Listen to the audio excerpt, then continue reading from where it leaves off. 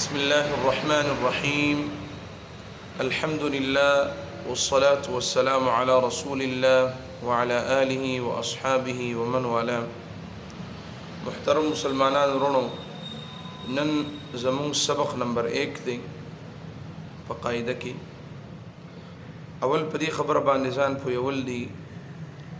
چې د الف نه یا پورې د حروف ته حروف تهجی وي او حروف هجام وتوي، حروف مفردات هم وتوي. مفردات وتپدی وجه باندې وي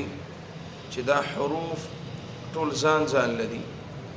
او حروف هجا ورته پدی وجه وي چې هجا د شکل توي،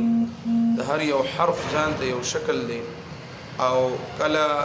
چې یعنی ح خ او جیم دا درې واړه استاد ذهن تراشي، نو کله چې د پاسه په نقطه وي نو تبا ذهن ته بل خ راشي، یعنی یو شکل. کمینس کې نقطه وي نو ذهن ته بل جیم راشي. دک شانتی جیم تهجی دا د حجتن اخذ کلی شوی دی او دا ټوکړو ټوکړو ته وي.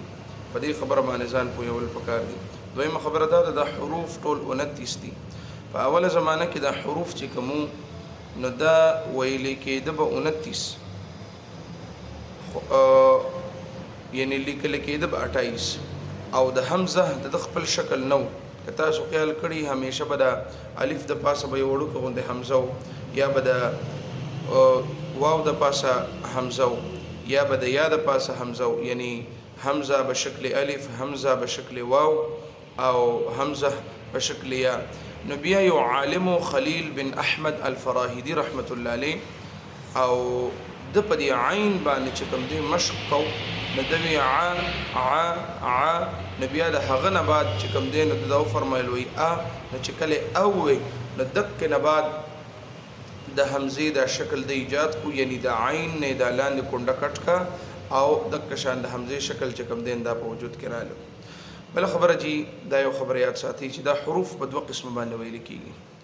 دا راخکلو سره ویل کیږي او نه راخکلو سره ویل کیږي. راخکلو سره هغه حروف چې کوم د دریو نه جوړ دي هغه ویل کیږي، او چې نه به راکاږو نو هغه حروف دي چې کوم د دوه نه جوړ دي، یعنی با تا ثا دا اوس نه به راکاږو ځکه دا د دوه نه جوړ دي. با او الف نه یو با جوړه ده،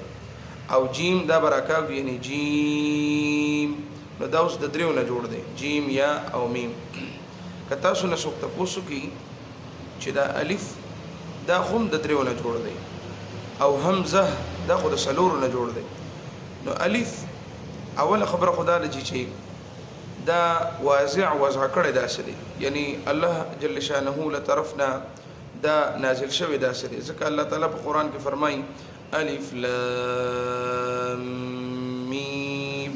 نو الته پکې مد نه دی کړی. دویمه خبره دا چې په الف کې او په حمزه کې د مد قاعده نه جاری کیږي. او دریمه خبره دا چې الف او حمزه مونږه چې دا قاعده وایو نو په دې غرض او په دې مقصد باندې وایو چې زمونږ د قرآن مجید حسن سیوا شي. نو کچری یو سړی داسې وایي چې الف نو دی به د قرآن مجید د حسن چې کوم دی دا ختمي د الف صحت وسره خرابېږي، او د کشان کې حمزه وای نو د حمزه د دې د صحت وسره خرابېږي. بل په دې یو خبره ځان پوهېږي چې د صاد او د ضاد د دې دواړو حروف چې کوم دی په اخره کې به قلقله کو. صحیح ده جی؟ قلقله یعنی ځکه اخره کې دال دی نو دا بړه کېږي، او دې قلقلې ته دا افریقانی خلق وتعلق لقوي. صحیح ده ان شاء الله. نو په دې خبر باندې بزان پویو خجی. بل اوس مونږ شروعات کو د الف نه یا پورې حروف دا بسنګ وایو. نو اول بوایو الف، یعنی الف بنوایو الف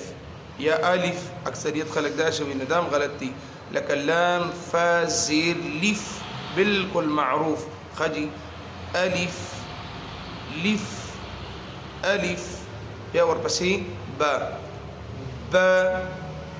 با اکثریت خلق دی کې دا غلطي کوي چې هغه په دې کې مت کوي، هغه وي با تا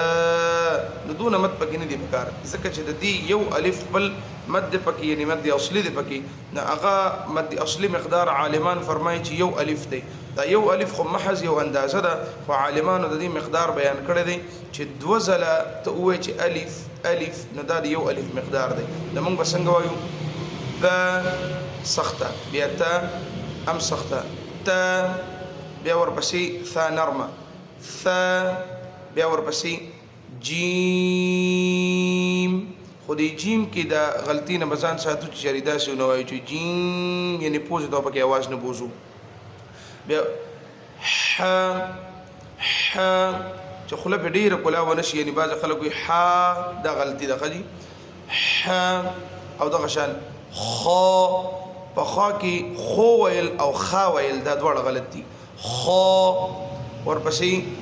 دال ذال یعنی دې کې د اخره کې لام کې आवाज ډیر زیات ایثارول او بالکل نه ایثارول دواړه غلطي ده کې یو سړی وایي چې دال نو دام ټیک نه ده او کې یو سړی وایي چې دال ذال نو دا ټیک نه ده ښه جي یعنی الصحیح ادایګي داسې ده دال ذال صحیح ده جی را دې کې به تکرار نه ځان ساتو را عالمان فرمایي چې را د تکرار قبول لري یعنی برا کې تکرار شته خو د مبالغین او پکې ځان بچ کو چې ډیر به پکې نه کو ز سین شین دلته بم یعنی سین شین دینه بم ځان ساتو بالکل نه به आवाज مکمل بندو او نه به جاری کو یعنی توسط به پکې کو او پوزې ته پکې आवाज نه بوزو بیا ورپسې صاد دا غلطی ده خاجی ورپسې ضاد دلته د قلقله به پوره کو طا اکثریت غلط څنګه وي خلک دا غلطی ده یعنی دین او پکې ځان ساتو عين غين فا قاف قوف بنوايو خا كاف بدي كاف کې بده كيف نزان ساتو كيف دا غلطي ده فا لام ميم